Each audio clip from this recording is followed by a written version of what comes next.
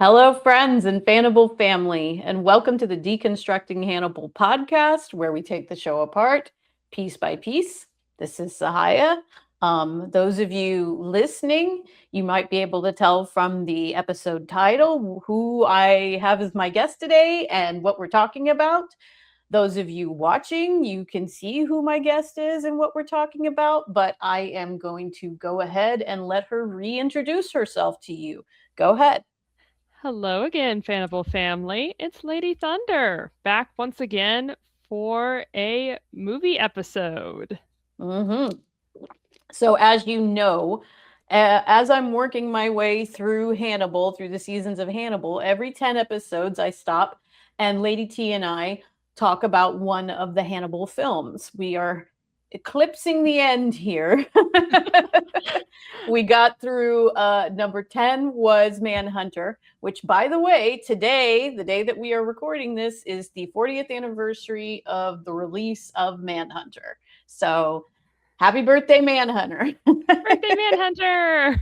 It's only playing that 40th anniversary final cut that Michael Mann did that's out in theaters right now is only playing at one theater in my hometown, and it is very far away from me, and I don't know if I'm going to be able to get to it. But I would probably have to leave town in order to go see it. Right. So those of you that do have access to a movie theater that is showing the Michael Mann 40th anniversary final cut of Manhunter, which I hear has a couple of small extra scenes, absolutely go. I mean, to see Manhunter on the big screen. Oh. But anyway, so we did that for 10. 20 was Silence of the Lambs. 30 was Hannibal, Ridley Scott's 2001 Hannibal. So now we are now at the movie Red Dragon, 2002's Red Dragon, which is now a retelling of the Red Dragon storyline from Harris's novel Red Dragon, just as in Manhunter. Okay. Before we get started talking about the movie, I just wanted to ask Lady Thunder, do you want to remind our viewers about how you first met Hannibal Lecter and any sort of overview stuff that you want to say about the movie Red Dragon before we get started? Yeah, sure.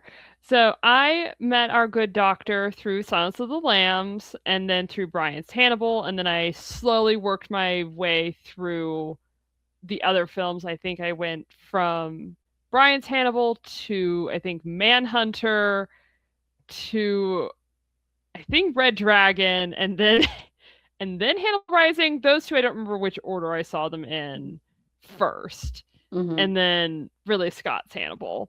So it's been a very non-chronological journey. Yeah. When I first saw this, I was like, well, that was a film. That was a film I just watched. I am trying to be nice this time around because my next time I'll be here will be for Hannibal Rising, which I love. And I know that a lot of people don't like it, and we're not the biggest fans of Red Dragon, but I know that some people, this was their introduction. This is where they met Hannibal. So I'm trying to be nice to them so that... Red Dragon is... I'm going to go on record and say that Red Dragon is not mine and Lady T's favorite Hannibal film, but I am very aware of the fact that for some of our younger folks in the Hannibal family, that this was their first sort of interfacing with Hannibal and Harris's work, etc. So for some, it's a lot more of them, of the younger Hannibals came into contact with Hannibal the first time through Red Dragon. There is also a smaller group of them that came into contact with him through Hannibal, through the movie Hannibal. So we're going to try to be as nice as possible, but there are some things that we're not necessarily that pleased about with the film, and we're just going to try to be real about it. All right, so let's talk. We studied English. We know how to critique things, even if we like them. Yeah, so tastefully, we will attempt to tastefully critique. There will be some times at which my opinion will just jump out of me and it will not be as tasteful as I would like, but oh well. Anyway, so... Our thoughts are sometimes not tasty. Good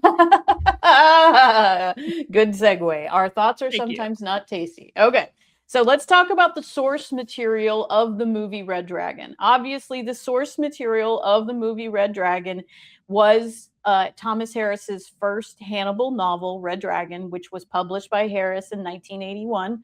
It was a very big hit. Yes. It was on the heels of Black Sunday, which Harris had published in 1975, which was then made into a very successful film. After Red Dragon, I believe it was 8 or 9 years before Silence of the Lambs came out, which is one of the most anticipated book releases like in the history of the world. So Red Dragon was a big hit. I believe it started off a little bit slow, but I can't remember who wrote a review of it, but somebody wrote a review of it, and then it got into like there was a national book club or something, and it was I do remember reading that for the National Book Club, and which was Oprah's book list before Oprah's book list. Mm-hmm. And although I can't imagine Oprah recommending Red Dragon, but you imagine Red Dragon with the and it has like Oprah's book club seal on the cover. Oh gosh, no. Fangoria book club seal maybe, but not Oprah. Anyway, not Oprah. So the film Red Dragon was released in 2002. I would like to point out that Red Dragon is the most redone Hannibal storyline. Mm-hmm. We have not seen the Silence of the Lambs storyline redone. We have not seen the Hannibal. Well, we've seen parts of the Hannibal storyline redone in Bryan's Hannibal, but the Red Dragon, arguably the best parts. Arguably the best parts. Yes, Bryan managed to pull out the best parts from the Hannibal novel. But Red Dragon, the storyline has been done 3 times in Michael Mann's Manhunter, in this film 2002 Red Dragon, and then again in season 3, the Red Dragon arc of Bryan's Hannibal. So there's just something about this story that seems to keep coming back over and over again. Before we talk about it, before we talk about the film, why do you, Lady T, think that this is the story the story from Harris that just keeps getting remade? Well, I think especially for the first time, it was a plot that people hadn't seen as much. I mean, that's what made Red Dragon so successful. Mm-hmm. And it's a simple story, but it's a very well told one. And in some ways, so many things are kind of pulled from it, so it almost feels a little derivative when it's the original of you have the cop who has to come out of retirement for one last case, and but there is something about that, and there's something also about the fact that the Red Dragon goes after families, and so it's that threat to the family unit, and I think also the years that these came out play a part of those being concerns that people had. They're like, oh, we want our families to feel safe from outside threats, and so here comes Will Graham to save people. And then Bryan, when he read it, he's like, I like this Will Graham guy, I want to do more with him, right? And because he did not have access to Clarice due to the wonderful tangle that is the copyright and film rights to the characters, we got Will Graham for his Hannibal, which honestly, excellent choice there. Yeah, no, absolutely. Will Graham there was a lot there left to work with. There was a lot that was left out on the table sort of ambiguously with regards to Will Graham that Bryan saw that he could take up and do something with, and he really ran with it. I think that Red Dragon continues to be remade also because there's something sort of very compelling about the sort of gothic nature of the story. You know what I mean? The connection to the Blakes, the sort of gothic freakiness of Dollarhide's background, and the big house, and the trauma, and and then the idea of Will sort of almost aligning his mind to that of the killer, that it's almost like there gets to be a level where you're like, is this going to go supernatural on me? And we're going to have like, he's psychically communicating with the killer or something like that. Like, and it's, and to me, the thing that, while Dollarhide is a very compelling antagonist, for me, the thing that I think is the reason that it keeps getting remade is Will Graham. I think that Will Graham is, because when Red Dragon the book came out in the 80s, and then when Manhunter came out in the 80s, and then through Silence of the Lambs and up into the 2000s, that's when you could say that with regards to the American consciousness, that serial killers got very hot. You know what I mean? Yes. Like, you know, people were afraid of serial killers. People were interested in how people became serial killers. That's when our folks over at the FBI in the behavioral analysis unit were doing all of their, Johnny Douglas and everybody were doing all of their work. And so it was also something that I think kind of fed into the collective consciousness and kind of zeitgeist of the time. You know what I mean? Truly looking at Thomas Harris's career, he wrote books that were about very, topical subjects that people were interested in.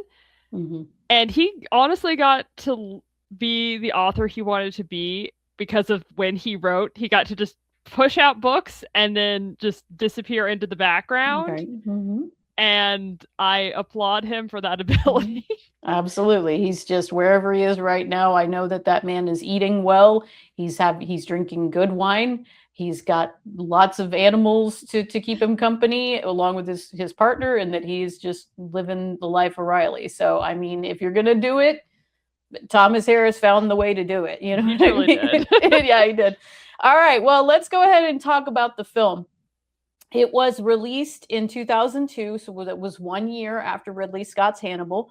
Red Dragon was a box office success in comparison to how much it made for how much it was made. I mean, how much it earned for how much it took to produce it. It took $78 million to make, but it made $209.2 million worldwide. So that's that is a box office success. That is a box office success. It was directed by Brett Ratner. The screenplay was by Ted. Yeah, we'll talk about him in a minute. The screenplay was by Ted Talley, and I credit a good deal of what is good about Red Dragon from Ted Talley's screenplay, because Ted Talley wrote the screenplay for Silence of the Lambs. He had been, Ridley Scott had asked him to also write the screenplay on Hannibal, but he turned it down because both he and Jonathan Demme did not like Hannibal the novel. They couldn't handle what was being done to Clarice, basically. We also have the same cinematographer as Manhunter, Dante Spinati, who worked a lot with Michael Mann. I believe he was the cinematographer on Heat. And he also worked with Brett Ratner a lot. And we have a score by Danny Elfman, which when I first heard it, I was like, this is a little too Edward Scissorhands for me. But after time passed, I'm like, okay. It's a very Danny Elfman score, which if you like how Danny Elfman composes, you're probably going to like the score. Yeah. But yes, because he has worked with Tim Burton for so long, it basically just sounds a little like Edward Scissorhands or any of his other projects in that way. If I was going to rank scores in Hannibal movies, I don't even remember the score in Manhunter, because it was so much like 80s, like strong as I am, something in this that scares me, and the heartbeat song. And I know there was a score, but if I was going to rank them in order of like my favorite Hannibal film scores, at number one, you have to have Howard Shore's Silence of the Lambs score. Yes. And then I would take Hans Zimmer's score for Hannibal over this one, but that's a personal preference. But that is, you just listed 3 amazing composers, so that's really just right. But I mean, I will always say hands down. I mean, I'm not as deep a score person as some other people, but I have some that I really like. And to me, the Silence of the Lambs scores is like in my top 5 of all Howard Shore did time. an amazing job It with really it. was. I mean, like when I hear it at the beginning of the film and it's starting that doo doo doo doo doo doo, I'm like, woo, the movie's starting! Like, it's so exciting. Ah, get in the room, get in the room. The movie's starting. Anyway, okay, so the film Red Dragon we're talking about. I'm just like, let's just talk about Silence of the Lambs. We're gonna talk about everything but this film. Bait and switch. We're talking about Silence of the Lambs again. I'm just kidding. Okay. So listen, with how many Silence of the Lambs references this film does, I think we're allowed a few ourselves. Right, exactly. So the film stars Red Dragon, the film stars Edward Norton, Anthony Hopkins, Harvey Keitel, Mary Louise Parker, Ralph Fiennes, Emily Watson, Anthony Heald returns as Frederick Chilton from Silence of the Lambs. We got Frankie Faison again. Frankie Faison playing Barney again. Frankie Faison is the only person who has been in 4 of the 5 Hannibal films. He played a different character called Lieutenant Fisk in Manhunter, but still. He's still there. He's still there. My man Frankie Faison. I've started watching The Rookie lately, and I was watching an episode, and all of a sudden, boom, Frankie Faison.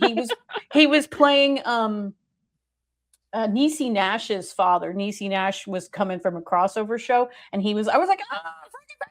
Anyway, and we also have Frank Whaley in Red Dragon. Okay. Brett Ratner did not seem to be the natural choice for directing this film. Prior to Red Dragon, he had directed a bunch of music videos from the 90s with a lot of very big stars. Yeah. Then he directed a lot of movies starring Chris Tucker. He directed Money Talks, and he directed all the Rush Hour movies, right? After the Rush Hour movies, he started the movies he directed started to take a little bit more of a more dramatic, less comedic turn. But it is at this point that I have to discuss Brett Ratner's scumbaggery. I cannot let this go forward without discussing it. Nope. Has to be discussed. Yes. We talked about whether or not we should talk about this because we were like, we didn't really talk about the directors and the other ones. And I was like, no, hang on. We talked about Michael Mann and we talked about his background in filmmaking and we talked about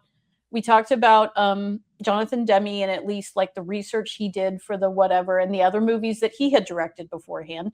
And if any of them had this scumbaggery in their background, we would have said something about it. So here we go. Yeah. Brett Ratner was accused of sexual assault by multiple women. I believe it was 5 or 6 different women in 2017, namely Olivia Munn, Natasha Henstridge, and Elliot Page, at that time, Ellen Page, accused him of sexual assault. He also is in the Epstein files. There is I don't know why I laughed about that. That's not funny. It's not funny, but it's just kind of one of those and on top of all of that, of course he's in the files. Right. He's in the Epstein files. There's a couple pictures of him sort of cuddling young women who look too young for him to be cuddling. Nope. I don't know. I haven't myself sat down and read the Epstein files because I have not either. I have somewhat of a like spark and desire left to live life, and so I haven't, but I know that if you dig into it and look for his name, you'll probably find stuff that I know outside of the picture. I've seen the pictures, but I mean of him in the Epstein files. I also would like to point out that he directed that shitty movie about Melania that came out. I always forget that. One, I forget the movie exists, and then 2, I forget that he directed it. Right, because he's basically now full-on MAGA. So I would just say that it is the complete upshot of life irony that the director of a Hannibal movie has now turned out to be such a rude, awful human being that Hannibal would probably eat him. Or Hannibal would kill him and refuse to eat him. But the point is that, and I'm not suggesting any of that should happen to this man, but what I'm saying is that there's no way to not discuss the scumbaggery. It's there. I don't know how much of it existed at the time that this movie was made in 2001. I mean 2002. Yeah. So there it is. There's the We're background acknowledging it. Yes, there's the background on Ratner. Let's move on. Okay. All right. So according to about the making of the movie, according to Bryan Raftery, the author of Hannibal Lecter: A Life, there was a lot of tension on the set between Brett Ratner and Edward Norton, and a lot of tension between Ratner and Philip Seymour Hoffman. All of the actors on the set were a lot more seasoned and experienced than Ratner, and so there was a lot of tension between him and them because they didn't understand why he was asking them to do things that he was asking them to do, and there was just a lot of tension there. And I do want to point out, hang on, I'm going to add this to the stage, guys, in the Hannibal fandom, if you have not read Bryan Raftery's book Hannibal Lecter: A Life, you guys really should read it, especially if you want to know. It is a good read. It is a good read. If you want to know a lot about sort of behind the scenes stuff with the movies, especially Silence of the Lambs, the two portions of this book that are the most in-depth and impressive are the sections about Thomas Harris, which is very impressive because it is so hard. Lady T and I know it is so hard to get any information about Thomas Harris. It's like a picture of him with a possum and like one online interview, and then the rest of it you're just scraping up bits here and there. Scraping bits. Yeah. And he's got a lot of really impressive Harris information that I have no idea. He must have like worked a spell with the devil to get. And then the sections on Silence of the Lambs are really great. The section on Bryan's Hannibal, I wish had been a little longer. Yes. But I agree. Anyway, but it is for Hannibal family, for a Hannibal fan, it is. I would now add it into like a must-have book for Hannibal, along with things like Art and Making of Hannibal and Feeding Hannibal. I would add this in as this is now a must-have book. Anyway, anything else to add about Raftery's book, Lady T? It's very good. Sahaya was telling me about it, and so that's why I got it and read it, and Sahaya just got Discord messages from me going, I've read this part. Yep. And of course, I would like to point out, as I should, that with Red Dragon, this is once again another Hannibal project that was produced by Dino De Laurentiis. Every Hannibal project, with the exception of Silence of the Lambs. And even then, he had to be involved. We had to wrestle rights away from him. Right. It has DDL all over it, right? And then, later after he was gone with Hannibal, the sweet and wonderful Martha, who worked with Bryan. Okay. We love Martha. I saw a picture of her the other day just by accident. I don't know what I was looking at. I was like, anyway. All right, so let's actually talk about Red Dragon. Right, yes. Okay, so some other interesting facts about the film. Originally, Ethan Hawke, Matt Damon, and Jeremy Renner were considered for the role of Will Graham. Ethan Hawke was the front runner there. I know. I don't know how I feel about any of these. I know how I feel about Ed Norton as the choice. Yeah. I don't know how I feel about the other considerations. Right, and other considerations for Dollarhide were Sean Penn and Nicolas Cage. Nicolas Cage would have been so miscast, but so hilarious. He would have, yes, it would have been hilarious, but I don't feel that Dollarhide is meant to be hilarious. No. Like I said, miscast. He would have been so miscast. But it would have been funny. Well, yeah, it's like if you ever saw that series of Unfortunate Events movies that had Jim Carrey as Count Olaf. Oh, yes. Before the TV series, and it's like that movie is part of my childhood. But to me, he was miscast because it was like this. There's too much Jim Carrey showing through here. This is Jim Carrey, pretending to be Count Olaf. Yes. Whereas the TV series with Neil Patrick Harris playing Count Olaf, much better. He enveloped himself in the role more. But anyway, yes. That's how Nick Cage would have been. Beloved, but not accurate. Right. Yes. I've got a quote here from a great online source that I found from Maz's Midnight Macabre Horror Review.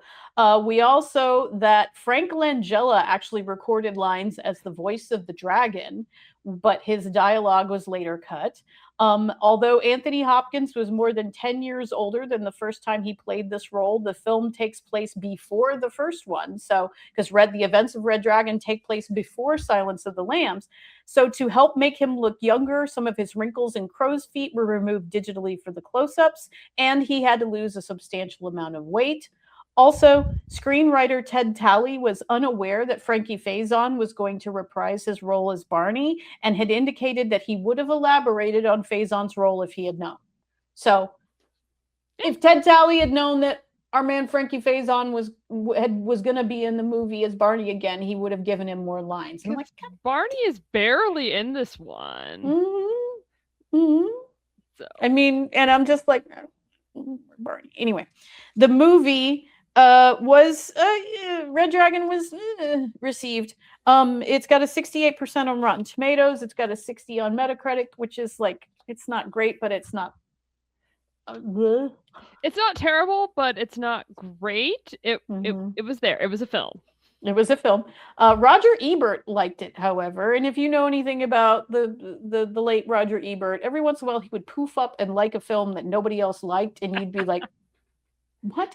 Anyway, he said, "I felt, I confess, a certain pleasure to find Hannibal Lecter in the audience in the first scene of the movie.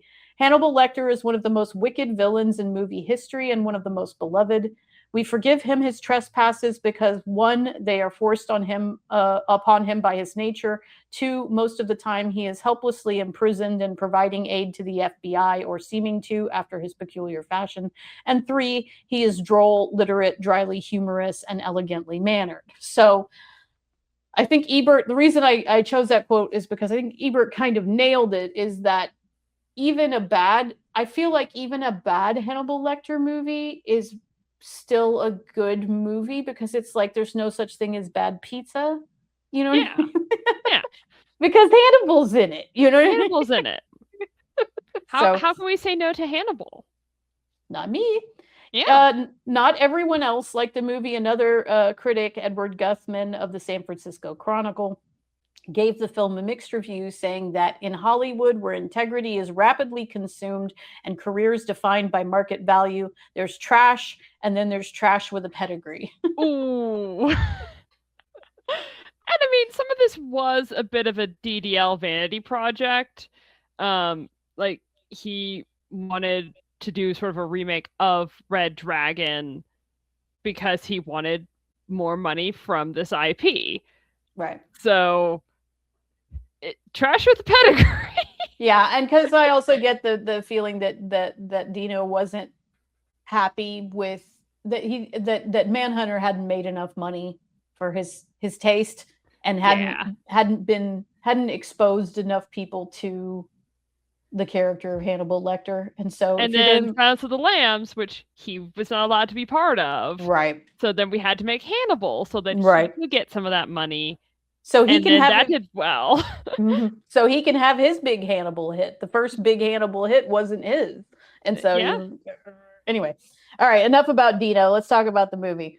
Yes. So the film takes place in the 80s when the book was written. Now, and we know this because the opening of the film tells us that it is starting in 1980. In 1980, in the first scene, we see Hannibal Lecter at the symphony, sitting in the audience. There's like a slow zoom into the audience, and we see Hannibal sitting there, and there is, I believe, a flute player.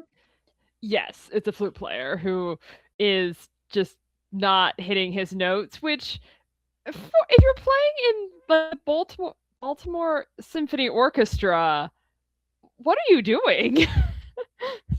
He's getting notes off, and you can see it like literally hurting Hannibal every time the flute player like does a note off. Like literally his face goes like that. And so then afterwards we see Hannibal hosting a dinner party for the symphony board, and it appears to be sometime later, like maybe a couple weeks or a month later or something. And they begin discussing that the flute player was killed, that the flute player had been kidnapped and murdered. This guy's just mysteriously missing, probably dead. Hey, Dr. Lecter, what's in this meal that we're eating? And one of the guys on the board is like, I hate to say it, but the symphony is actually better for this or whatever. It's like, oh my goodness. Which Bryan references this with the cellist. I can't remember the name of that episode. You're better at remembering that than I am. It's in Fromage. It's in Fromage. That's right. We meet the killer there, Tobias Budge, in the episode prior to that, which is Sorbet. Right. And then he takes and kills the cellist in Fromage. And we have when Hannibal goes into his string shop, the cordophone shop, and they talk about the cellist, and that they both agree that the symphony is better for So there's more of that, which that flautist kill is, I believe, mentioned in Red Dragon in the book. So there's Bryan remixing it once again. Right, absolutely. And one of the things about this movie is that even though it's supposed to be taking place in the 80s, it has sort of the stink of the 80s on it that's kind of filtered through like a mist of 2000s Febreze or something like that. Like when Sahaya and I were watching this, I kept having to remind myself that it was not set in the 2000s. So they throw little things in that make it look kind of like the 80s. I was telling Lady T, everybody's hair is a little too poofy. All of the men's pants are too high because the pants were worn very high in the 80s and in the early 90s. Like all you have to do is watch an episode of like Different World or something. You can see how high and with those big deep pleats in them or whatever. So all the pants are too high. Everybody's hair is a little too poofy. They got all the cars right. Like all the cars look accurate. But another way that we are supposed to apparently know that it's the 80s is because of something very awful that happens in this dinner party scene that I'm showing you right here, which is that Hannibal Lecter has a ponytail. Stupid ponytail. And it's just, okay. Like I will forgive Anthony Hopkins for anything. Okay. Like Anthony Hopkins can do no wrong in my eyes. He is on top of being an amazing actor, one of the greatest actors of our time. He is a wonderful human being. He is a composer and an artist, and he loves cats. That alone, loves cats. He plays the piano beautifully, all of these things. I will forgive him for this. But God, like whose idea? This is somehow supposed to make him younger? I don't know how. I guess that he has more hair. I guess, but I mean, he would have looked younger because you know that when you pull your hair back into a ponytail, it pulls on your scalp, and it can actually make your hairline recede a little more. That's why my brother stopped growing his hair long. I think that if they had nixed the ponytail and just given him a haircut that made it look a little fluffier and layered on top, that he would have looked younger. I think they needed to add more hair to his hairline. Right. Because he still has, like, his, at the time, current hairline, or pretty close to it. And then they just add the ponytail in the back. I don't know. I mean, he's got a very impressive widow's peak. And so I was thinking maybe they're trying to go for something sort of vampiric here with like the widow's peak and the slick back hair or something. But it just looks too much like he's like they took like, I don't know, a hairstyle out of a like 90s drug dealer costume book or something and put him. Oh my gosh, it looks exactly like he's a 90s European drug dealer. And I'm that's just exactly what he looks like. This is the guy that's hanging out in the corner of like the Berlin techno club who can get you some coke on short notice. Oh my gosh. Anyway.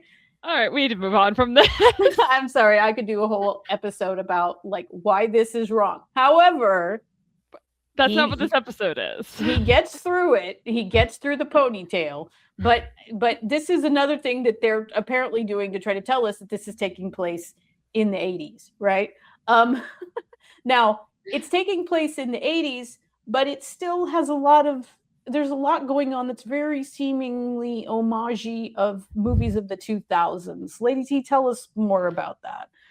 A lot of it that made me think this was the 2000s is it has that very characteristic 2000s blue lighting that I don't know what it was about the 2000s, but we just decided everything had to have this cold blue light to everything.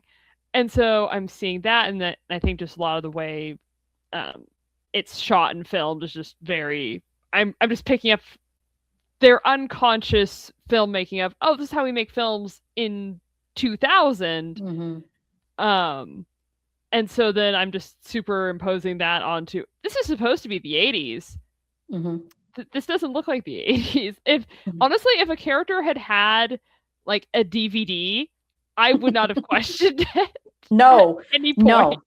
And they very much lean into the fact that there are VHS tapes in this movie. Like he's watching VHS tapes. He pulls open this big drawer in the Leeds' house, and they've got VHS tapes, and they've got the VHS tape back from the Chromolux lab that says the deeds of the Leeds. And it has the little VHS-C tapes that they recorded the family videos on, that they sent them, that they pieced it together to make the big video. Very 2000s of just look at all the VHS tapes that we have. Right. Yeah. Well, yeah, because I mean, I believe, I'm trying to remember, I know that the first DVD I ever saw was The Truman Show. And I visited my sister in Seattle, and she and her husband had just, when they lived there, she and her husband had just gotten a DVD player, which of course it was a first one. So it cost way more than it does now. Much.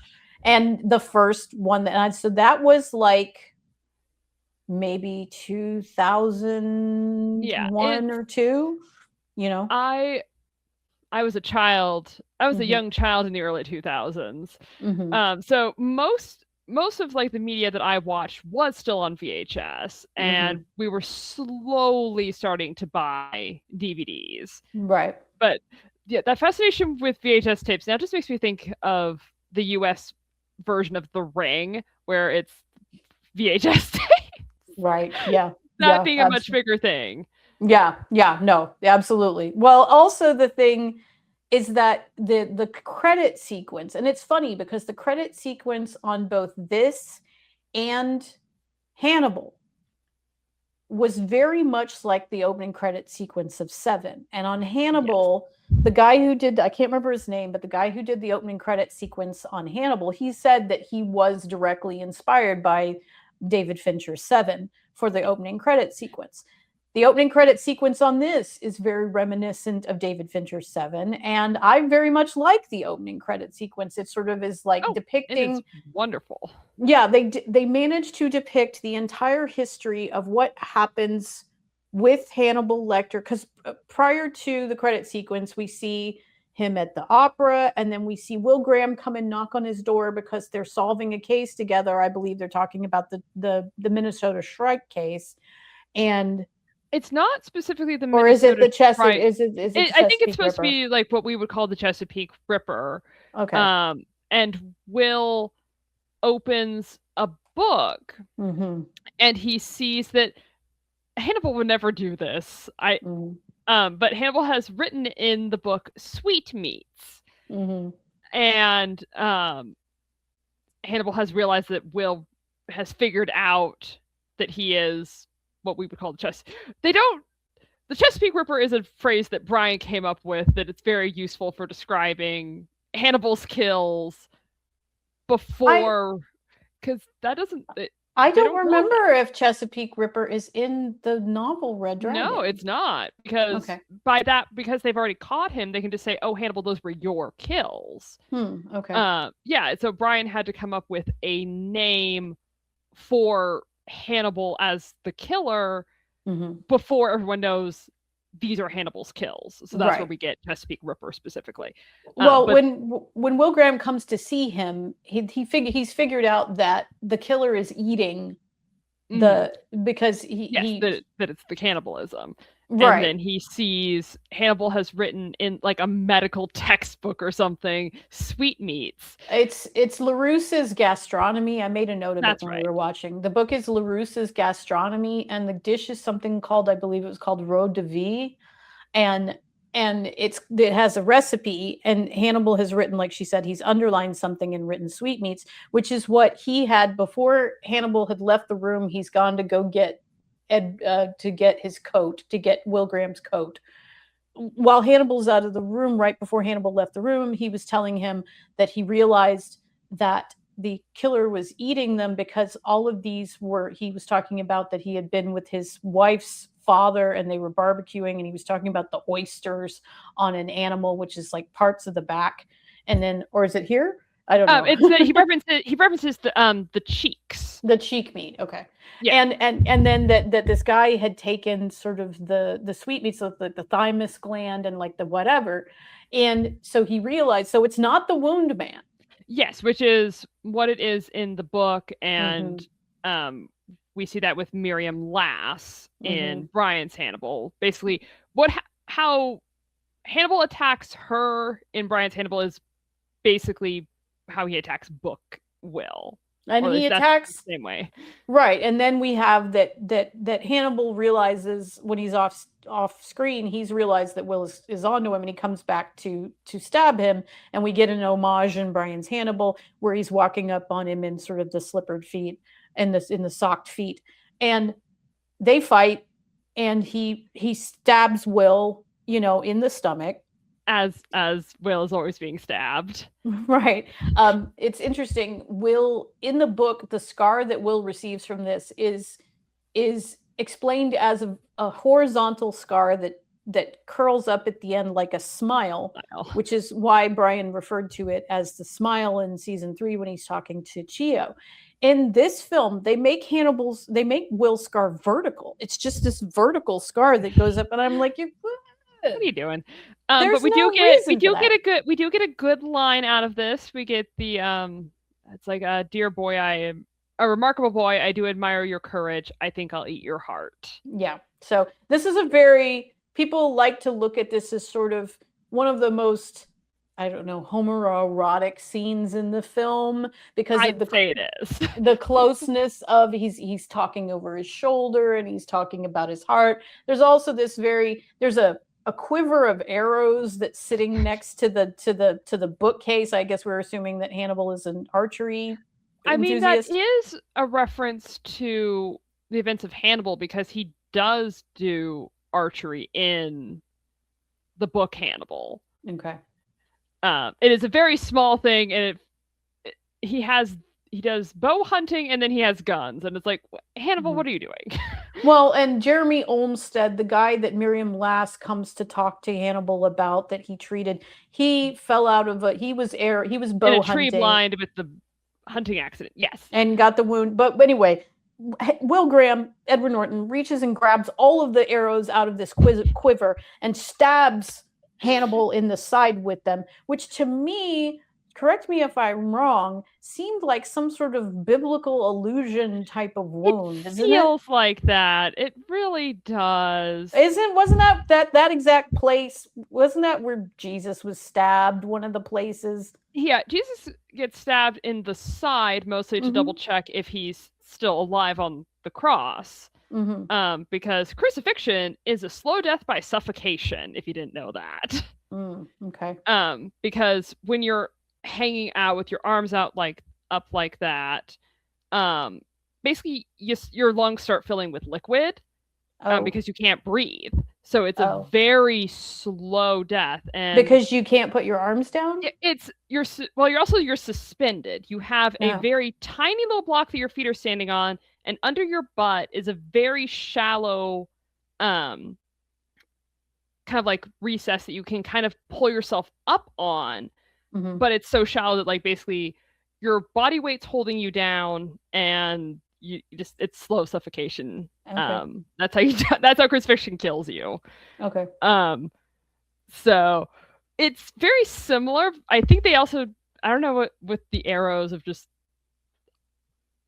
it felt very. I just kept thinking of like Diana and her arrows, which is very Greek. And Cupid is you're in love. But yes, now we have got into Hannibal as an immortal getting stabbed with arrows, and then Will shoots him, and he keeps shooting him like how Hugh Dancy's Will shoots Garrett Jacob Hobbs. And somehow Hannibal survives. He is an unkillable bastard, in fact. just like someone needs to tell that horrific man that is in the White House, while Hannibal Lecter is great, he has never been late. Okay, he's not late now. He's not late in the past. He will never be late. He'll never be late. Never dead, never tardy. That's our Hannibal Lecter. Anyway, so we decided that we were going to talk about this movie, not instead of like a blow by blow, but that we were going to talk about sort of the things that we like about the movie. So we're going to try to be positive first and talk about the things that we like first. Yes, there are things we like. We then talk about the things that we don't know. Now, we did lead with the ponytail, but we're going to get that out of the way. Anyway, so we had to get out of the system. Right. The ponytail was just staring us in the face. But moving on to like other cosmetic things. The tattoo for the red dragon. And Rafe Fiennes' performance. Yes. So first, let's talk about Rafe Fiennes' performance, and then we'll ogle the tattoo a little bit. How do you feel about Rafe Fiennes' performance as Dollarhide? I do like his performance as Dollarhide. There are times, however, where I feel like I'm just kind of watching Fiennes. Fiennes is a wonderful actor. I love what he's in. But there are times where I'm not seeing Dollarhide, I'm seeing Fiennes doing a good performance. Well, let me ask, who's your favorite Dollarhide? I think it would have to be Richard Armitage in Bryan's. But I think maybe that was the first one I saw. So there's that bias, and also because it is TV series, we spend much more time with him. And Richard Armitage is also just a very good actor. And the only other thing I've seen him in is in the Hobbit trilogy, where he played Thorin Oakenshield. So I have less of a recognition of him as, it's that character. Whereas Rafe Fiennes, as I said, sadly, I'm a child of the 2000s, so I recognize him as Lord Voldemort. I recognize Richard Armitage actually from, there was a Robin Hood BBC series that was on in the aughts. And he plays Guy of Gisborne. And I recognize him from that. He was very good in that. I have to say that my favorite Dollarhide really is Tom Noonan, because he's the one that actually creeped me out the most. And I'm hard to scare. And I don't, it might be because Richard Armitage, because by that time I knew the Red Dragon storyline so well that I knew where he was going. I find myself more compassionate. I feel more compassionate towards Richard Armitage's Dollarhide. So I guess maybe it's sort of a Dollarhide spectrum. And for me, are you wanting him to be creepy? Or do you want to kind of sympathize with him and have him be have his relationship with Reba be a parallel to Will and Hannibal? Right. So for me, on the Dollarhide spectrum of sympathy, Rafe Fiennes for me is in the dead set middle. I empathize most with Armitage and least with Noonan. But Noonan to me is the creepiest, followed by Armitage, and then followed by Rafe Fiennes. But again, Rafe Fiennes is doing a great job. He is a very good actor. I think losing the voice of the dragon does weaken that, because there's a bit in the movie where it's after he's slept with Reba, and he's reacting like he's hearing the dragon talking to him, and he's saying, you can't have her. And there's pauses. So I think that is where we would have heard the voice the most, but they keep his dialogue in, so you can understand that he's arguing with the dragon or kind of with himself, but it is a little bit odd to just have him saying, no, like, Well, you can't have her.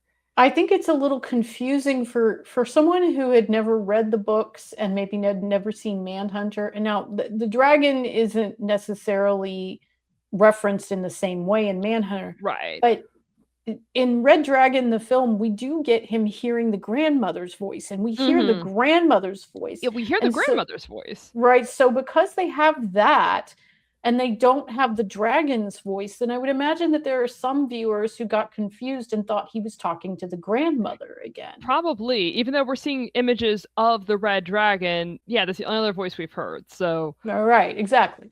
Now, yeah. with regards to Rafe Fiennes' tattoo, we've seen 3 different tattoos of Dollarhide. Unfortunately, Tom Noonan's tattoo didn't make it to the final cut, and it was only exists in photos. Right, and it's on his chest. Yes. And it's a glorious tattoo, but it never made it into the film. Richard Armitage's tattoo in Hannibal is sort of close to the one in Red Dragon, which let me go ahead and show that picture. Those of you who are listening, I'm showing a picture of Ralph Fiennes' Red Dragon tattoo from Red Dragon. This is when he's standing in front of the film screen in his house when he's been showing the slideshow to Freddie Lowndes, which is a scene that we see done again in Bryan's Hannibal with Raul Esparza and Richard Armitage. Richard Armitage's tattoo, the one that they put on him, is a lot more similar to this one in Red Dragon, except it's got more color. Yes. Ray finds it as more sort of just a black outline. Yeah, it's a kind of a black and white with some shading. So it is still a very gorgeous tattoo on him. And I think just it does look good on him. Richard Armitage's, I think just because he has such broad shoulders, when he moves, it looks more impressive to me. Again, he was the first he was the first on-screen Red Dragon I saw, so I am very biased towards him. Right. Well, it looks more Ripley. It looks more Ripley because he has all the muscles. Right. And I do like to say that I am happy that Bryan is the only person who really leaned into the actually him having wings thing, like that we see at a certain point that he grows wings and a tail, and then for that brief moment in Wrath of the Lamb when he's walking towards Hannibal and we see wings. The wings, yes. And then the blood of the wings on the ground when he dies, which I don't think was in this one. No, it wasn't. No, it was in Manhunter. It wasn't, the wings weren't as wingy looking, but that was due to behind the scenes difficulties. Right. But let's talk about this scene of Ray Fiennes and the slideshow, because Freddie Lowndes is in here, and that is another thing that we like in this. That is Philip Seymour Hoffman. Let me bring that up. Yes, the late Philip Seymour Hoffman, who I believe was one of our greatest actors that we had. He was just absolutely a natural. Yes. I heard Jeremy Davies talking about him at the most recent Red Dragon convention that I was at, and they were very close friends because they were in Twister together, and they had and at one point I believe they were roommates, and just him talking about how much he missed his friend and what a wonderful person he was. I knew it. Anyway, I knew he was a wonderful person. I could tell. But Philip Seymour Hoffman portraying Freddie Lowndes here, and this scene between Freddie Lowndes and Ray Fiennes, what do you think about it? It's one of my favorite scenes of the film. It's 2 wonderful actors. They know what this scene needs, and they are just acting their hearts out. It is, again, like when we were rewatching it, we're like, this is the good scene. This is the best scene. This is the best, or one of the best scenes in the show, in the film. And we were trying to figure out, why is it so good? And it's like, because we have 2 fucking impressive actors here working together, so they're clearly working off of each other. You know what I mean? Like, they had an on-screen dynamic that you don't necessarily see with some other people in the film, which we'll talk about later, because now we're talking about things that we like in the film. Okay. Yes. We're talking about things we like. Ralph Fiennes, Philip Seymour Hoffman, both amazing performances in this film. Yes. Also, another, I'm going to say 75% of Anthony Hopkins' performance is good. Yes. 75% of it. There's a part of it that I'm like, no. We'll get into that other 25% when we get to things we don't like. Right. But I mean, like, for example, this sounds like a silly thing to bring up, but the scene where he's on the phone with the secretary at the publishing house that he wants to get Will's address. That is a good scene. It's so well acted because it so clearly expresses Hannibal's true sociopathic nature and how he is able to just sort of charm people and sort of blend into the world as kind of, this is just a very erudite, charming man. You know what I mean? Yes. The whole "I'll dance at your wedding" thing, like, is one of my favorite lines. Dance at your wedding. You know, such an out-of-pocket line. Do you have another scene where you think Hopkins really does well here? I think that is the one where he feels the most Hannibal to me, because it is him just getting to manipulate people and be charming and also manipulating the situation. You know, I've got to catch, Federal Express, could you please help me out here? It's such a good scene. Let's see some other good things in here. We have like one of the few women in this film to talk about. Right. Emily Watson. I was like, I'm reading, I have like our outline of pulled up on a different screen, and it's like Watson. I'm like, okay, now I have to remember which E. Watson is this. Yeah, you don't want to accidentally. I know some people make mistakes like Emma Watson. Hang on. I'm like, she's not in this movie. Listen, I frequently verbally mess up Tim Curry and Jim Carrey, so I was not trusting myself to get the correct Watson. Oh my goodness. Yes. Excuse me. Emily Watson in this. And I love her, by the way. I've loved her since Breaking the Waves. But she is a really good Reba in this. She is a good Reba. She is. I don't know. I can't say that I have a favorite Reba, but yeah. She's, because it seems like every Reba has to kind of be, she has to kind of have the mood. Reba has to project sort of the mood of that production, Yes. And so Reba in Manhunter was kind of a lot more low-key and subtle, just like the rest of Manhunter was. And Reba in Bryan's, Retina Wesley in Bryan's Hannibal, she's a lot more effusive and very, she's wonderful. I love her so much. She's not quite as much of a victim. She advocates for herself more. Yes. Reba in this, we were talking about how through the whole thing, she's got her eyes open so wide. Yes. It is a very interesting directorial choice. And I can't always decide if I like it or not. And she does have very large eyes. And sometimes I can't tell if they're having her like hold them wide to really remind us that she's blind. Which, from what I know of people with vision impairments, that's not quite correct. But they may be having her do that to really remind us, like, oh, she can't see, so we're gonna have her not blink a whole lot and hold her eyes open wide. It could be kind of to like maybe like wide-eyed innocence that she can't see what's literally can't see, but also she is being deceived by Dollar Hyde throughout the film, because it's like, oh, this is a serial killer. She's like the blind poet Homer, who could not physically see but could see into the hearts of men. Yes. I think it's also supposed to, I think it's really supposed to, now mind you, if you go and look at her other her other films, she doesn't just have big open eyes, but but they are sort of exaggeratedly open, and I think maybe it's supposed to kind of contrast with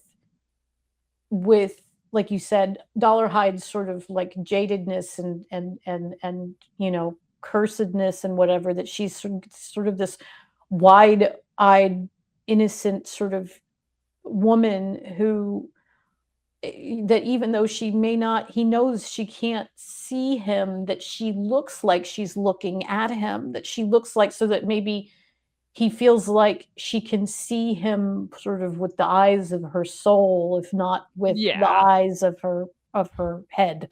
But she is really good when in the scene where he kills himself and she's getting out of the house.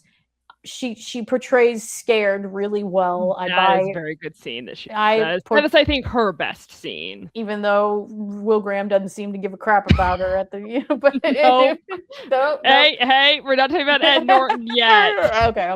Okay. So Emily Watson is great. I love the fact that Anthony Heald returned as Chilton. He had the exact same magic, and that's, you know what, that's some of the other good scenes. There was a scene between Hannibal and Anthony Heald where Hannibal tells him that one of the letters, a rejection letter for one of his articles to a medical journal, got mixed in with some of Hannibal's mail, and that he was sorry about it, and Chilton gets all huffy and whatever and leaves the room, and Barney and the other orderlies are just laughing about you know, it's like everybody hates Chilton.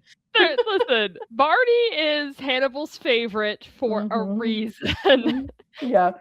I love that part in Silence of the Lambs where he like straps him up to the thing and puts the cage over his face, and he's going to talk to Chilton, and Chilton asks Barney to leave the room, and when Barney walks away from Hannibal just whispers under his breath, Barney. It's like, he loves Barney. He loves Barney, and like he'll say, and he'll say like, "Thank you, Barney." It's like, this is the one person in this entire establishment Hannibal respects. And Barney knows why. If you read the books, Barney's like, I treated him with respect, and that's the reason that he, you know, he possibly won't eat my face off, right? Exactly. Anyway, so Heald and Frankie Faison returning, as I said before, Tally's script. There's parts in the script where I feel like perhaps the pace was a little too fast, but this movie has a problem of the pace being too fast, but in spots almost a little too slow. Right. Yeah, it was like some parts that needed to be slower were too fast, and other parts that needed to be faster were too slow.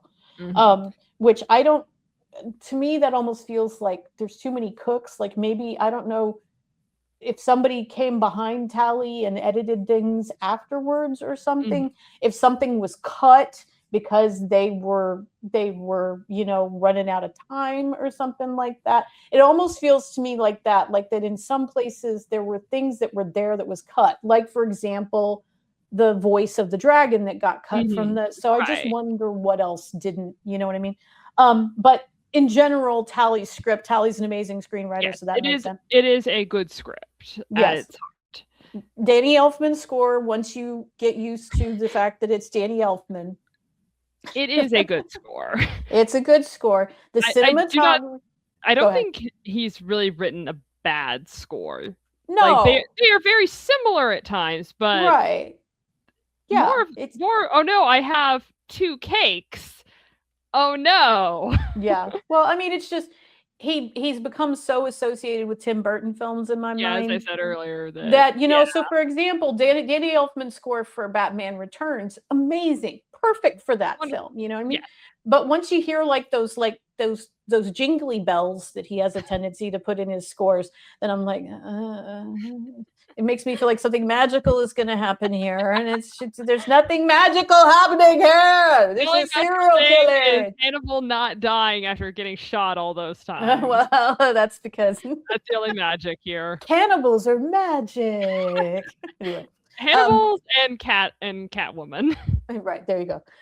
Yes, absolutely. Same unkillable nature, but she had 9 lives, and that's the reason. The person that we have in Hannibal who has 9 lives is Frederick Chilton. That is true. Right. You were talking about the cinematography. Cinematography. I wanted to let you riff a little on that because you know more about it than I do.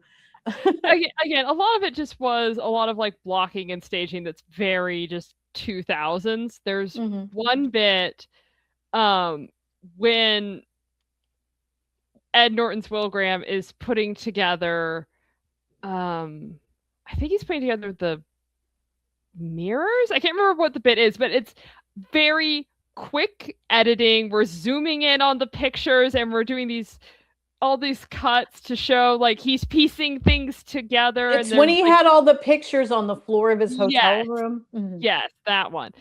And I'm just like, that is a very 2000s editing choice. Yeah. But I mean, in general, it's good cinematography. It is good cinematography. It was not puzzling me the way Ridley Scott was puzzling me in Hannibal. Yeah, there were some weird choices there. And also, as we pointed out before, Red Dragon is like I said, there's no such thing as bad pizza. There's no such thing as a Hannibal, a film starring Hannibal, and it introduced a new generation of Hannibals to Hannibal Lecter, which is the most important thing, right? All right, now we've been fairly good. We're now going to talk about Ed Norton. Okay, so some bad things about the film. Both Lady Thunder and I cannot abide Edward Norton as Will Graham. And before we start the session of throwing rocks here, I want to say a little something that a quote here from another reviewer at the time, who sort of expressed, he kind of nailed what it is that I believe is sort of the problem with Norton's portrayal of Will Graham. William Arnold from the Seattle Post-Intelligencer, what he said about Edward Norton was, Norton also fails to ignite as the imperiled FBI hero. He may be the Robert De Niro of his generation of actors, which I don't agree with, but he doesn't have much of a movie star presence when not playing an extreme role. As an action hero, he's rather flat and uninteresting. So I'm going to let you start. Okay, I know you have I have things to say. You go ahead. About him. Go ahead. For me, his will is very by the book police officer, more police officer than even necessarily an FBI agent. He's just very by the book. I have to go do this. I referenced 7 when we were watching this because I'm just like, it feels a lot like it's a much more of a crime procedural, so it feels a lot closer to 7 than it does Silence of the Lambs. And so it's like, it feels like he's in a different film than like a Silence of the Lambs prequel. One thing we talked about was he never seems surprised by things. Events will happen and he'll just kind of look at it like maybe in like very mild surprise, but nothing ever catches him off guard. There's a bit that is in that 25% of Anthony Hopkins acting choices that are questionable, where Hopkins lunges at Norton and Norton doesn't barely even blinks. Right. Let me show. I've got it still from that. No, that's the wrong one. Hang on. Here we go. There it is. And he doesn't back up, doesn't have any. I mean, not everyone has like a big jump scare reaction, but the last time Hannibal moved towards him in a similar fashion was to stab him. You'd think he'd have a little bit of a reaction there. I read in some of the stuff that apparently Brett Ratner and Edward Norton were back and forth during the production about how much fear Will should be showing. And in this scene, Ratner felt that Will shouldn't be showing much fear on his face and his body, because it would be giving Hannibal what he wants.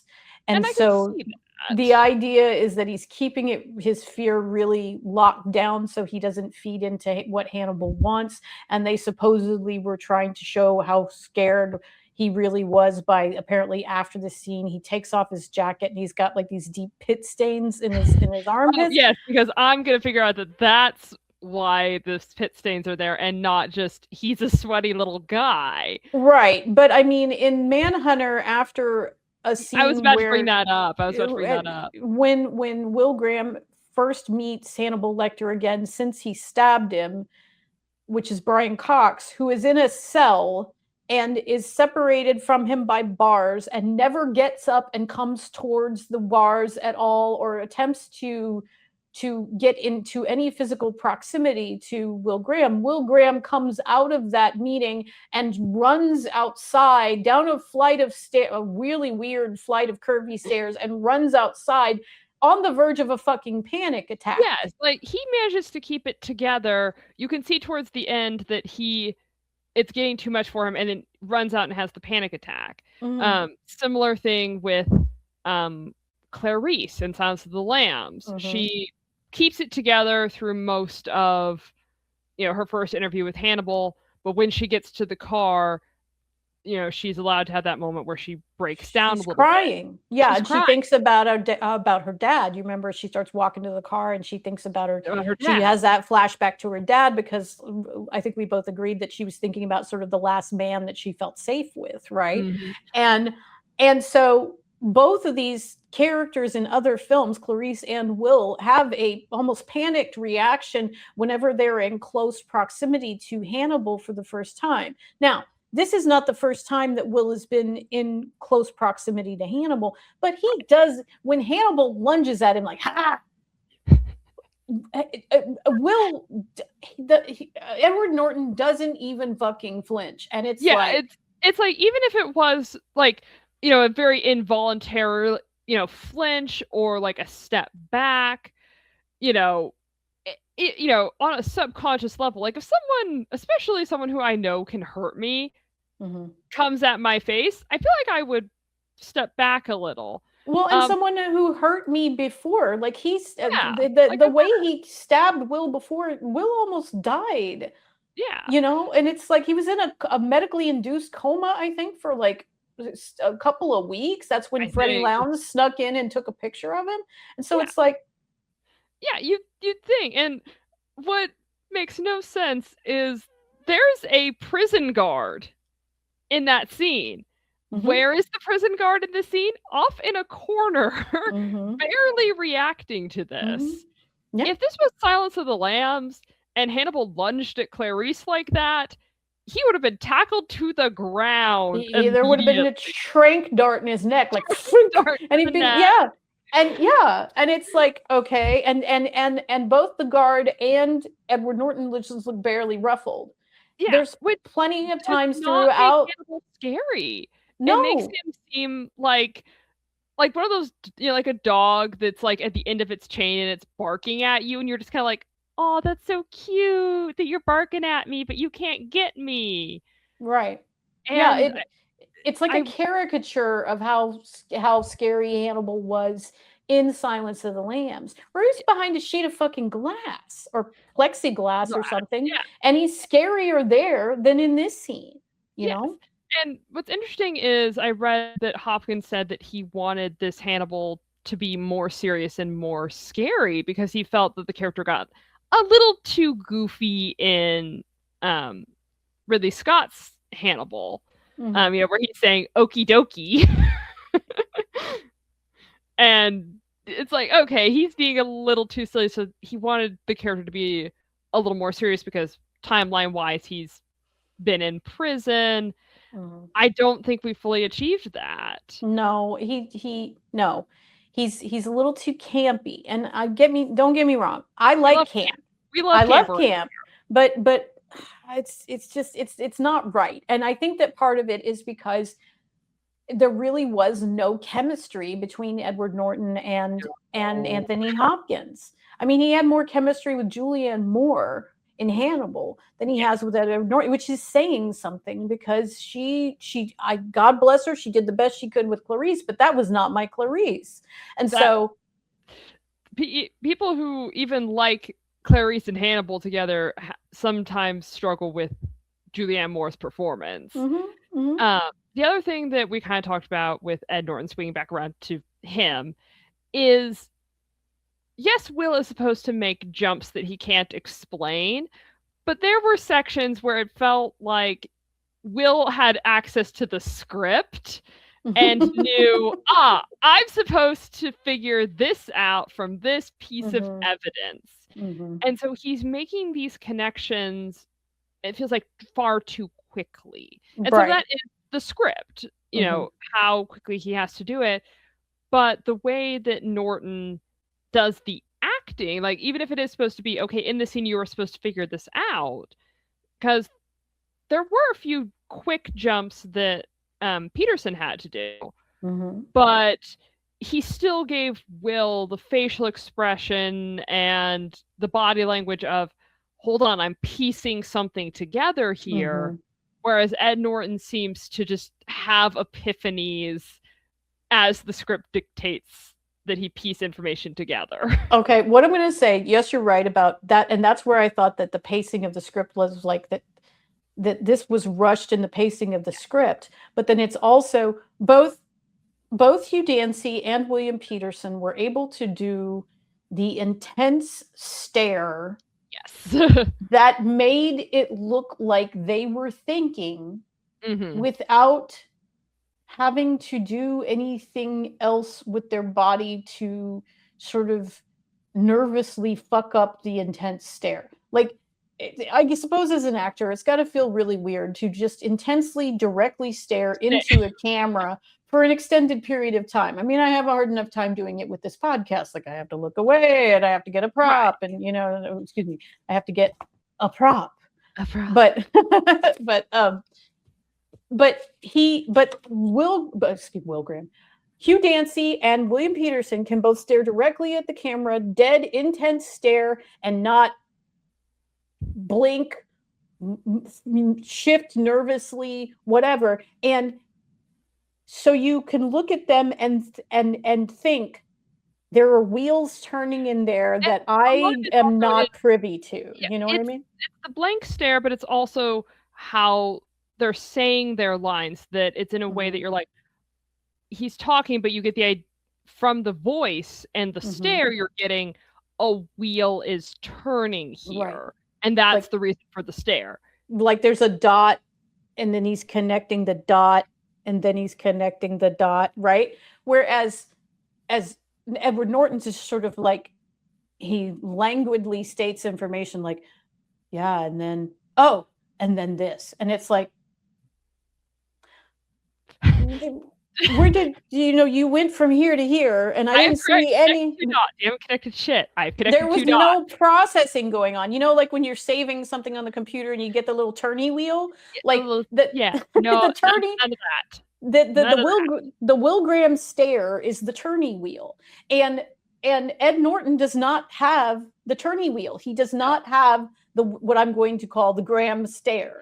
He doesn't have a good Graham stare. And he does not. And that's how I knew the first time I ever watched Hannibal that I was going to fall madly in love with Hugh Dancy's Will Graham, and that I was going to watch every single drop of the series was from that very first scene in Aperitif where he's standing in front of the windows and he's just looking directly into the camera with that fucking intense stare. And I'm like, there it is. There's my Will Graham. That's him. That's because that Will Graham is supposed to stare at something for a really long time to the point where you're like, okay. Are you okay, buddy? You're creeping me out there, man. Anyway, so yeah, so there's that. So Hopkins, so that's I'm just gonna say, I think we've covered everything I don't necessarily like about Norton's performance here. He doesn't feel like Will Graham to me. He makes jumps a little too quickly. He doesn't give a shit about Reba when he goes about Reba. Okay, he feels more like a cop than an investigator. this movie really emphasizes or tries to emphasize that, like, oh, we're on a ticking clock because the next full moon is coming. So it feels like he's sitting there trying to piece everything together, because he has to. Right. Go ahead. I don't. They want us to believe that after he came out of the hospital, that Edward Norton's Will Graham had hollowed this emotional and mental trouble that Will Graham had in the books, and that Will, about how like he got too obsessed with the dogs and like all of the film. There are no dogs in this film. Dogs for us. Maybe that would have helped. Maybe Ed Norton with a dog could have helped. There were no dogs in Manhunter, but we had the turtles. We need an animal. but you never get the feeling that you never get the feeling of the wild insanity that he's just barely holding down inside him. Right. Like, you can imagine William Peterson like freaking the fuck out and becoming a killer. You can imagine Hugh Dancy's Will Graham freaking the fuck out and becoming a killer. You can't imagine Ed Norton doing that. Like, all of a sudden he'd just be like, oh, shucks, guys, I'm not that kind of guy. If Ed Norton became a killer, it would be less of a snapping and more of a removal of a mask. It'd be just like, oh, removes mask. You caught me. I'm now going to kill you. Right. Like he was in that movie. I can't remember the name of it that he did with Richard Gere. That I think it was called Primal Fear, where he's portraying a guy who's got a multiple personality disorder. And then it turns out that one of the personalities that he was portraying was a fake. And whatever. That movie, he's great because, like you just said, I just realized it when you said that, he's removing a mask, right? Or like he was in American History X. He was terrifying in American History X. Horrible movie, but he was terrifying in it, right? Yeah. This is not, so he can do that. It's just not. He has to be allowed to be a little closer to the scary end. Right. Where if his will had leaned maybe more into is Will a little psychotic? Like, not even a teetering on the edge, more of a, should we be concerned? That potentially could have worked for him. Right. I think. Yeah. If they like leaned it of, Will has put on the mask of, I am not the bad guy, put on his little person suit, that's very, very thin, potentially could have worked for him, but it does not work for how they want us to see Will in this. Right. I was going to say also that Harvey Keitel in this, he's serviceable, but he doesn't really bring anything to the character of Jack Crawford. No. Like you said, he's just too much of he's just a cop. Like, and it's that's impressive because typically Keitel plays the criminal, but he's just, I mean, I actually believe that Dennis Farina's Jack Crawford was better than Harvey Keitel. Yes. And and of course that means that Lawrence Fishburne's is best, but it's just Jack Crawford, Lawrence Fishburne does an amazing job. I do not like Jack. Jack is not my favorite, but I understand where Jack is coming from, the way Lawrence Fishburne plays him. Right, exactly. So I mean, Harvey Keitel, there's nothing wrong with his performance. He just doesn't. It feels like it could have been anybody. You know what I mean? He showed up. He got his paycheck. Good to go. That's about it. I also want to bring up, and I know this seems like a petty thing to bring up, but at the end of the movie, when Dollarhide has come into his house and is holding the son hostage, who in this one his name is Josh, which is my brother's name, so I'm fond of the word name Josh, but at this point we've been through Willie, Wally, Kevin. We've been through, Bryan's was Wally, so we've been through Willie, Kevin, and now Josh, and then he'll become Wally. Walter. He's holding him hostage with, Dollarhide's holding the kid hostage with a piece of mirror at his face, and Edward Norton upsets him by by yelling at the kid for peeing his pants, and Dollarhide attacks Ed Norton, and he manages to get away from him, and they run into another bedroom, and the kid hides under the bed, and Edward Norton goes into his closet to get his gun, and Dollarhide's beaten at the door. And this is at their beach house, their beach estate or whatever in Florida, and Dollarhide is beaten at the door, and it's this door. Throughout this house, they have these doors, which, you recognize as doors like, in a beach house. These are beach house doors. I have a door like this in my apartment. It covers the closet that has the water heater and the AC unit in it, right? Yes, that is the other use for these doors. With those little levelor blinds on the door, right? Which you can't actually turn. I think they're just meant to vent air, because this is a beach house and it gets humid, and so whatever. There's also a bathtub over there, so I'm assuming this is a combo bathroom, bedroom, whatever.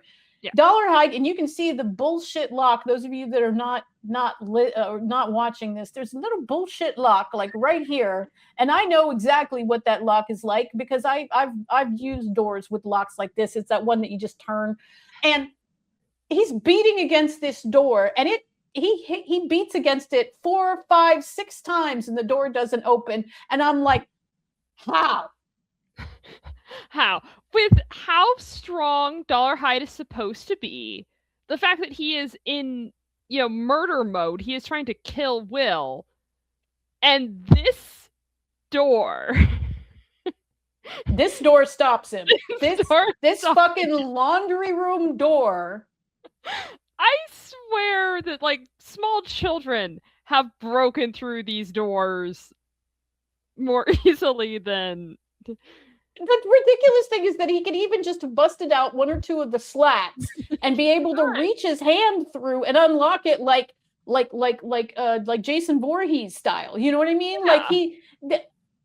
The fact that this door should open it. Right. And they have Fiennes dressed in the most military fatigue outfit, tight, skin tight, green top, the camo pants, and you're telling me this man cannot knock down the most Florida beach house door? Bullshit door. It's a bullshit. And and I will point out that one of the other things that always a little bit unnerved me about Red Dragon, and I'm going to take away the picture of the bullshit door, was Ralph Fiennes' haircut. I don't know why he's got this military spiked up like the character in Street Fighter. I can't remember his name. The military guy in Street Fighter haircut. Another thing that shows us it's not the 80s. I think it was supposed to be like, this is the 80s. It looks like the haircut that the guy in the original Terminator had. But I'm like, it's like, what is with that? He looks like the military guy from Street Fighter with that fucking haircut. But if it was the 80s, it's like you'd have more hair. But they've gave him the buzz cut. I know, it's very strange. Anyway, so the bullshit doors. That entire outfit, I think, just Fiennes in that scene, it just makes me go, this is the 2000s. Right, and that he should have been able to get through that bullshit door. Now, we're going to talk very briefly here as we're sort of winding this up about we're doing a sandwich. We're doing a little sandwich. We talked about the good things. We talked about the things we didn't like, and now we're going to end off with nicer things. Right. And basically the influence that we see in Bryan Fuller's Hannibal from this film. Because when you watch Bryan Fuller's Hannibal and you watch all of the films, you will see little pieces and homages to all of them, even the bad films, right? And so there are little pieces and homages in Bryan's. I think some of them are intentional. I'm not sure about some of the others. I feel like maybe they're intentional, or I'm just crazy. But or just I wanted wardrobe trends just came back around. That's possible. I wanted to give a couple quotes from things that Bryan said to interviewers about this film and sort of how it influenced his thought process when he was writing Hannibal. I've got an interview from Collider where Bryan tells the interviewer, "You had William Peterson and Ed Norton play Will Graham in previous incarnations of Red Dragon and Manhunter. but I always felt like there was so much more between the lines of Will Graham on the page than had ever been seen in the way that he was presented on screen. He's such a complex character.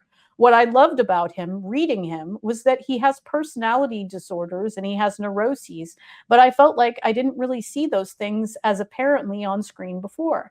I thought, God, if you have an empathy disorder and you're putting yourself in the minds of serial killers to catch them, how damaging and traumatizing that would be.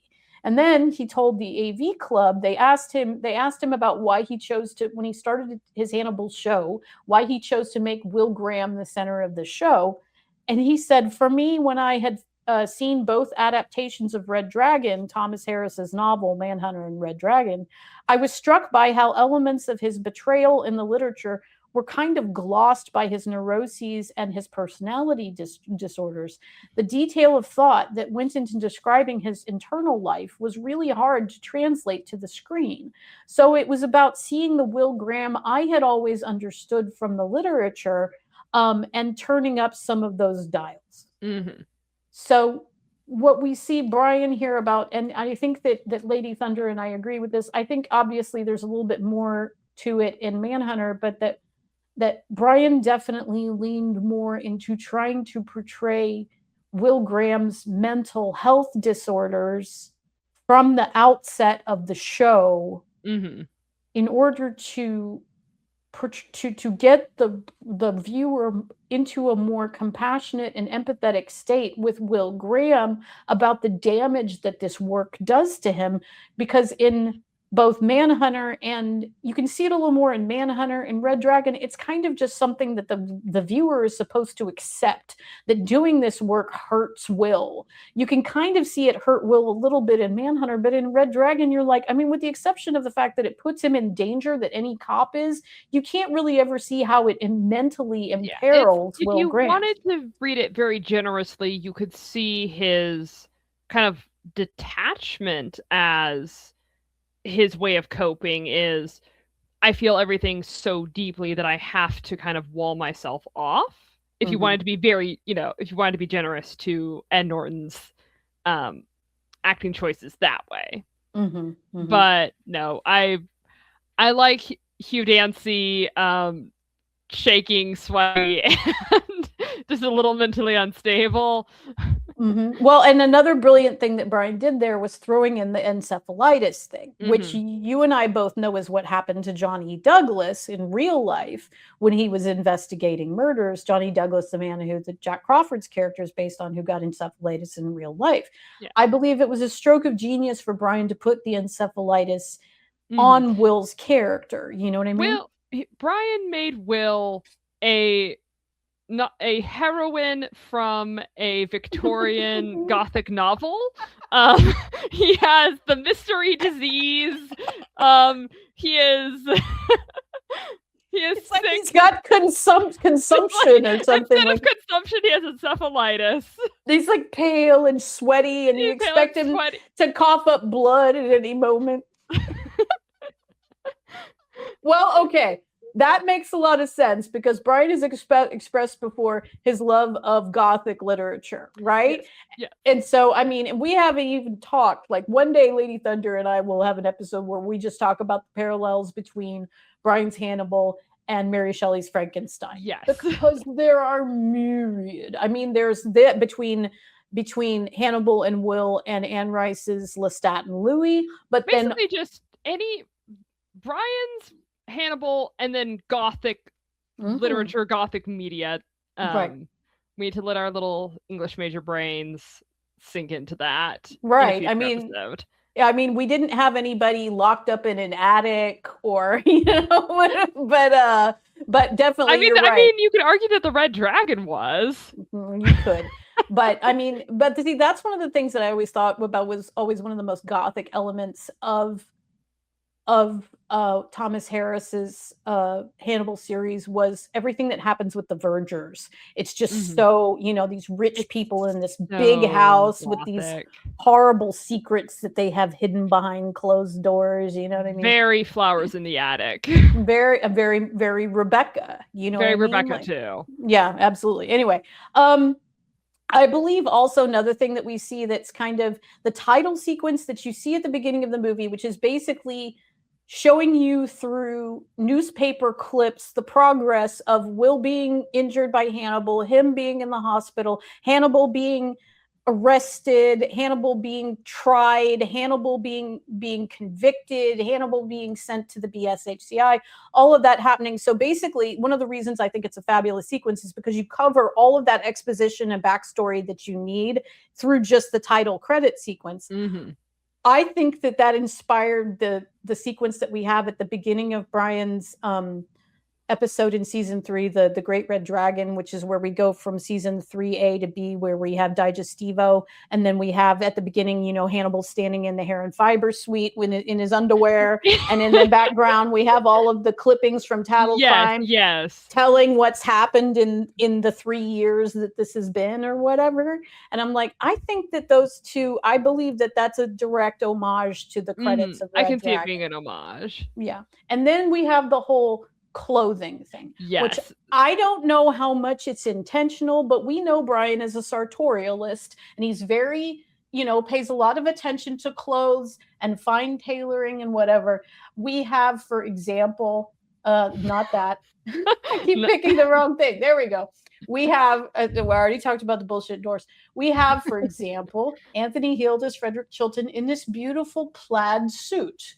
Okay. Bryan loves the plaid suit. He loves a plaid suit. He has said before that his favorite thing in the world is a 3-piece plaid suit. Here we've got the V-neck sweater underneath it, looking very. This is how you make yourself look like an academic. Is the way you make yourself look like an academic is that you have the suit jacket on, but then you put a sweater underneath it, and almost invariably, if he turns around, he's got some of those little suede patches on the elbows of his suit. Also, just the shirt that Chilton has there is a very Chilton shirt, right? And you see how nothing matches here.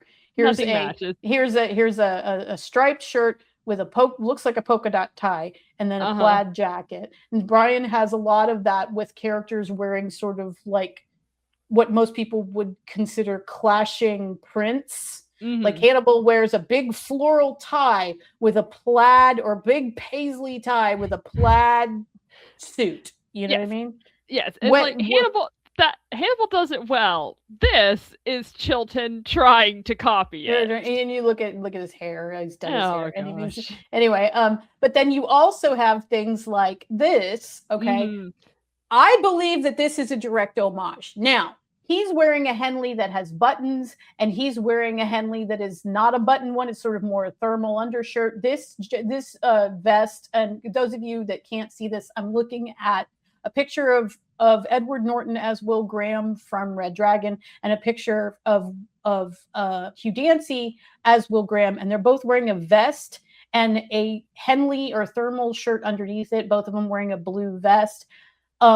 Edward Norton's vest, when you look at this in the film, is actually a little more like, this is like more of a quilted kind of wintry looking vest, like a puffer vest sort of. Yeah. This is not, but I have a really hard time thinking that these were not connected in some way.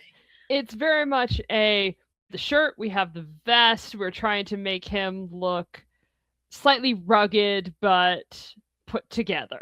Right. Now in this one, this looks sort of outdoorsy to me. This one with Will, I'm not to bag on anything that ever happened, but this, to me, he always looked like a magician. Like he looked like a mid-70s magician or something. Like this is Doug Hennig or something like that. Like he's gonna suddenly like pull scarves out of his sleeve or something. Anyway, we have that, and then when Lady T and I were watching the other day, we kind of noticed that in the last scene where he's fighting Dollarhide in his house with the bullshit doors, that he's wearing an outfit that is very similar to Hannibal's Wrath of the Lamb outfit, which is with a gray sweater and these sort of khaki beige-ish pants. Now, mind you, Hannibal's sweater is much more expensive and well made. It's probably cashmere. This is one of those sweatshirts that has the little triangle thing at the top. But one of these is worn by Will Graham. The other is worn by Hannibal. Right. But Hannibal Lecter, 8th of his name of Lithuania. He of the Raven Stone. But it's a very similar to me color combination of this gray with khaki and this gray or beige and this thing, and it just I don't know and the fact that they're both end scenes, their hair is very similar in both of these scenes. We know you see here that Hannibal, through a good deal of the series, Hannibal wears his hair very much sort of pushed back or whatever, and it's now he's fighting in the scene, so his hair's kind of come loose. But I mean, I really saw some sort of, now mind you, it's not as, to me it doesn't seem as overt as the vest and thermal thing, but I really feel that it is highly possible that Bryan could have either inadvertently or advertently showed a little bit of homage and influence through the costuming of the characters. You know what I mean? Yes. Because this Will Graham is definitely a little more rugged than the Will Graham in Manhunter was portrayed, who was just basically, I'm Miami Vice, this is Miami Vice, right? Yeah. You know? So, I mean, so we see there's not as much influence, I'd say, in Bryan's Hannibal from the movie Red Dragon as there is from, let's say, Silence of the Lambs or the film Hannibal. I think there's more from the film and definitely lots from Manhunter. I see lots from Manhunter. Yes. But there is some, in my opinion. Do you think that there's anything else that we see influence-wise from Red Dragon and Bryan's Hannibal? I think those are the main things that stood out to me. Mm-hmm. It's always fun to go through like Manhunter and Red Dragon and just see, oh, here are the little things that Bryan took or Bryan tweaked a little bit. Mm-hmm. I think those were kind of the main things that at least visually connected the two. This is all making me want to watch Manhunter again. I really love that movie. So before we close out our discussion of Red Dragon, do you have any last feelings that you want to express about the film before we wrap it up here? This was the second time I had watched the film, and I liked it better the second time.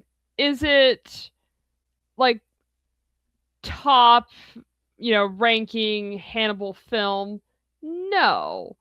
But did I enjoy it more this second time around? Yes. And if you are a stickler for adaptation, this one is actually a pretty good adaptation of the book. So if that is something you are interested in, then you I think would enjoy this film more, because it does stick closer to the book and a lot of the book's details. Because I think you pointed out that like they have Freddie Lounds's car correct in this film of what it's supposed to be. Freddie Lounds drives this big boat of a car that's supposed to be like his. He feels that this is sort of his outward expression of his success and his money. Also, as you pointed out before, this is the only one that's closest to the actual ending of Red Dragon, in that Molly kills Dollarhide. Or she gets a shot in. I'd argue in this that the Dollarhide was already dead, and then Will was just like, Molly, please, just. Well, he says, shoot him. You remember when she got the gun and she goes to shoot him? He is getting up, right? Okay, so he is? Yeah. He was getting up. But once again, in the book, it happened on the beach. They were on the beach when this happened. Yeah. Will gets stabbed in the face. Yeah, Will gets stabbed in the face. The only person who lets Will get stabbed in the face, in his pretty little face, is Bryan. Bryan let Hugh get stabbed in that pretty little face. So, but in this one, Molly actually does kill Dollarhide, which is what happens in the book. Yes. So it's like, if that's what you care about is, fidelity to the source material, I think you would enjoy this as an adaptation. Manhunter is, as much as I love Manhunter, it is slightly doing, it's adapting it, and it is cutting things and slightly rearranging things, and then Bryan is remixing. So again, I will say, I'm sorry. Yeah, I'm sorry. basically, I'm just going to repeat myself of, if you're here just for the sake of adaptation, Red Dragon is pretty solid. I apologize, because I had a thought that leapt out of my mouth before I could stop myself. I apologize for interrupting you. The tiger scene, in my opinion, the best tiger scene is actually in Manhunter. Because you feel the most sort of like danger and menace of like, oh shit, this tiger could fucking wake up. Right. And then Bryan's tiger scene, to me, this one has the least effective tiger scene. Yes, because she never puts her head on the tiger. She just gets a pair of a stethoscope and listens to the tiger's heartbeat. And Ralph Fiennes portraying Dollarhide there does not seem as emotionally moved by the experience as both of the other Dollarhides do. This is a very fucking big deal to Dollarhide, this tiger scene, and it just doesn't come off that way. Her accepting and loving a monster or something animalistic. Right. So if she can see the beauty of this tiger, maybe she can see something in him. Right. So and it's a direct reference to Blake's putting tiger. Her head down on the tiger is, I think, the most important part of that. It's absolutely important, and I believe that the tiger thing is a reference to Blake's tiger, because this is in the book, but in the others it seems like a very big deal scene, and in this it's just sort of, well, that was a fun trip to the zoo, you know. Okay. All right, well, that is Red Dragon. So we are one movie away from covering all 5 of the Hannibal films. Yes. So we get to do next time I'll be back. It'll be for Hannibal Rising. Hannibal Rising. Lady Thunder will be joining me again for talking about Hannibal Rising. After that, she has agreed to come and talk to me. I'm going to be doing a series of, I believe I've decided to do 3 episodes about Dust Bunny, which is not a Hannibal movie, but this is also a Fullerverse podcast. For those of you listening, we talk about Bryan's other works. And so Dust Bunny is amazing, and it deserves to be talked about, and it deserves at least several episodes talking about it. So after we get through Hannibal Rising, which will be episode 50, I will have some episodes about Dust Bunny, and Lady T is going to join me for one of them because she's my movie gal. Yes. That's what I'm here for. So I wanted to thank Lady T for once again being a wonderful guest for the show. Thank you. Thank you for having me back. I always love getting to come on here and talk about movies with you, Sahaya. Oh, thank you. Okay, so do you want to give the listeners and the viewers any of your socials if they're looking for you anywhere? Main social I'm on is Blue Sky. It's like Lady Thunder or The Lady Thunder. I always forget because a lot of times I have to put a "the" in front of it because sports teams. Yes, it is The Lady Thunder for Blue Sky. Okay. And if you guys are looking for me, you can find me at Blue Sky. We are currently doing a Hannibal rewatch over on Blue Sky. Yes, come join us for that. Every Thursday night, starting at 8 p.m. Eastern time in the United States. We are watching 2 episodes of Bryan's Hannibal. This next Thursday, whenever you're listening to this, if you're listening to this later, it won't be accurate, but we're about to watch Sorbet and Fromage, so we're about to be there. If you're looking for me on Blue Sky, I'm at Sahaya74. If you're looking for me on Instagram, I am at Sahaya the Fannibal. Please like and subscribe my YouTube channel. I also have a Patreon, but there's not much going on over there. But anyway, that's where you can find me if you're looking for me. Let me preview you guys for the next episode. Episode 41, I will be getting back to talking about new characters of season 2. My guest for that is going to be one of my other previous guests I love very much, who's a fellow Fannibal. Amber is going to be here with me, and we are going to be talking about one of the characters I hate the most, and I'm going to try to hold back some of the ire, is Katie Purnell. But we're going to be talking about Katie Purnell, who actually has a lot more lore to her than you think she does. So we'll talk about that.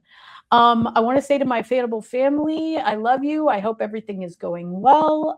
If you are struggling, you're having any troubles, please, and you need somebody to talk to, please reach out to your Fannibal family. Reach out to the other Fannibals. We are always here for each other. We have each other's back.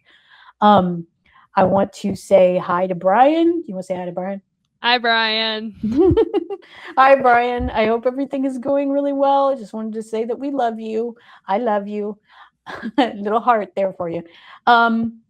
And I want to say to all of you, Hannibal family, Bryan, anybody who's listening to this, remember that it is fine to be weird because all the best people are.